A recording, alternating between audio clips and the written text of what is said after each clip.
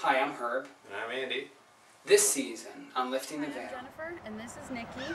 And tonight on Lifting the Veil, we're here at Durant Eastman Park, and we're going to investigate the local urban legend of the White Lady. The story goes, in the early 1800s, the White Lady, that's what everybody calls it, the White Lady, her daughter was missing, and apparently it was assumed that she was raped and murdered by a local farmer. The White Lady searched for her daughter day and night using search dogs, German shepherds that were with her. She couldn't find her daughter, and she gave up, and with all her grief, she ended up throwing herself off the cliff.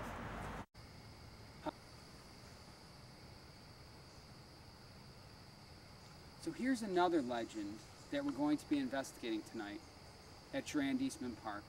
This, of course, is the legend of the image that is supposedly burned onto this tree here at the park.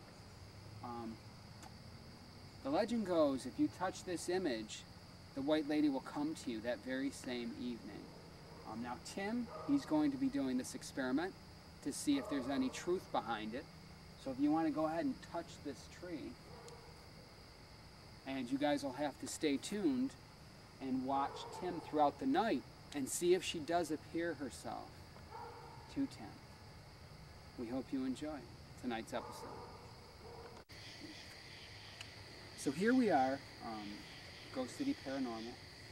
We're at Durant Eastman Park at the Living Tree here.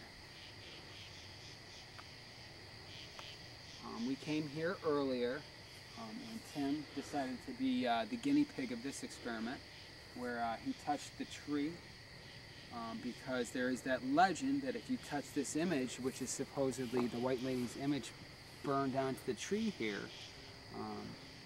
that she will come and visit to you on that night. So we're here now. If you want to just follow Tim around the tree, he'll show you the different faces.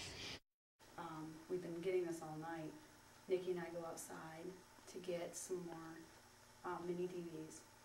As we're outside, we're getting the same activity. It's spiking, so we stayed out for a few minutes, experimented, asked some questions, basically the same pattern. We came back in, went down to the basement to get the camera.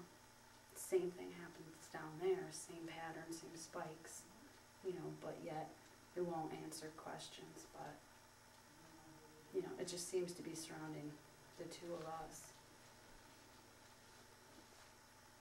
Okay. Well, what did you experience out back? You said you caught some good EVPs out there? Well, we got a couple of EVPs. You seen this? Was that you out back that we got the EVPs from? When Herb just asked that question, my K2 just started spiking. Yeah, mine did too. Yeah, I saw it. Were you out back with us? Blink once for yes, twice for no. No. Did yours flash? Yeah, mine said no. Yeah. Was there someone out there watching us? Is that no? You gotta tell me what yours. It was almost a yes, but maybe a no. I It couldn't blinked tell. a little bit. I'm gonna repeat that question. Could you light it up a little bit brighter for me? Yeah, that's pretty bright. Yeah. This one's going up too, once. Light mine up. Again. Was there someone outside watching us? Nothing. Jen, ask the same question. Just think how many thousands of soldiers walked through this bridge and found death at the other end.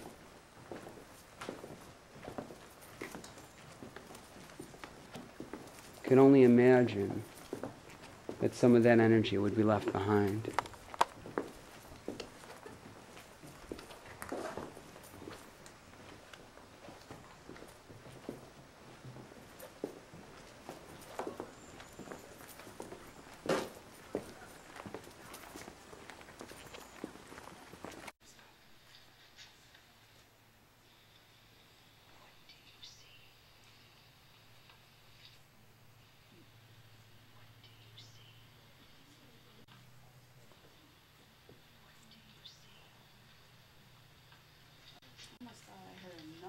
right before whoever started walking.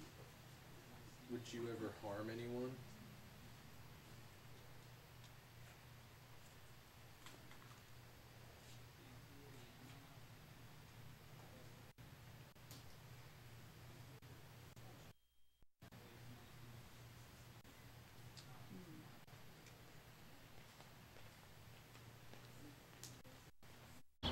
Tonight on Lifting the Veil, here we are at the USS Sullivan.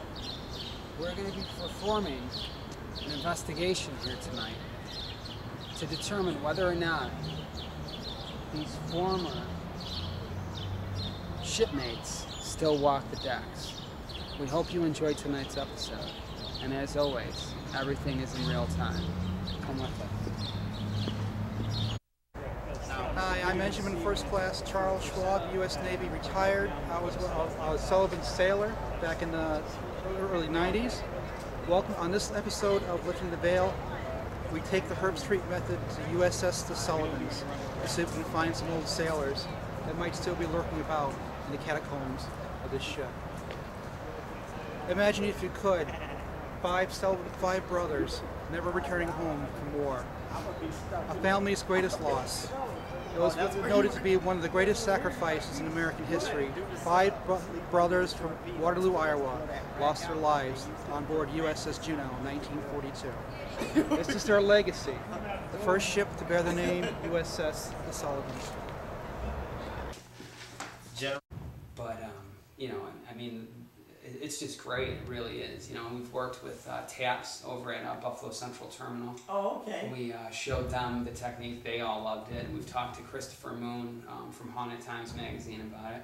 I'm supposed to do a piece with him for Halloween, Carol. Mm-hmm. You know, so this is something that's really starting to, you know, we're trying to get it out there. It's patent pending. And Tracy worked with us for the first time. She seemed to like it, her and Stephanie from Flower City. It's great, you know. It's not like you have to second guess yourself, you know, when you're going and you're listening to hours and hours of audio thing, and you're like, well, did someone say something there, or was that a spirit? You know, and if you do it all right then and there, you know, where you're like, who's here? Then you give 10 to 15 seconds for them to answer. Then you stop it and you play it back in real time. Is that fireworks or something? That's fireworks, yeah.